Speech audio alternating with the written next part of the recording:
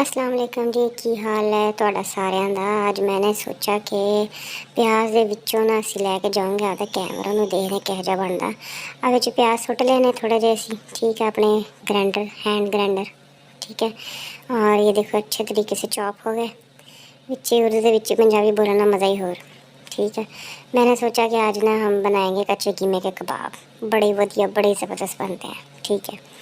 ये देखें जी, ये हमारा प्याज चॉप हो गया। इसमें हरी मिर्चें सूट लेनी है 3-4, बाकी जितनी मर्ज़ी अपने हिसाब से सूटते रहे। मैंने तो कीमा लिया था 1 किलो, उस हिसाब से मैंने फिर ये अपना मसाला तैयार किया। आपकी मर्ज़ी है, जितनी मर्ज़ी मिर्चा ठोको, नमक ठोको, तुहाडी मर्ज़ी। आ देखो कितना सोहना लगना है। एक पासे कीमा तो एक पासे प्याज हाथों से निचोड़ के हमने रखा है ताकि इसका पानी इसमें ना जाए, फिर कबाब नहीं जुड़ते हमारे। हरी मिर्चें, हरा धनिया तो विच्चे सूखे मसाले शसाले डाल के, नमक, लाल मिर्चा, ये देखो जी सूखा धनिया, वाह बे वाह कितना ज़बरदस्त लग रहा है। गरम मसाला सूट लेना थोड़ा सा, हल्दी भी सूटनी है, बड़ा ज़बरदस्त रंग आता है इससे। और ये देखें काली मिर्चें, समझ नहीं आती लोग इतनी ज़बरदस्त वीडियो कैसे बना लेते हैं। खैर ये देखो मैंने कोशिश तो की है बनाने की।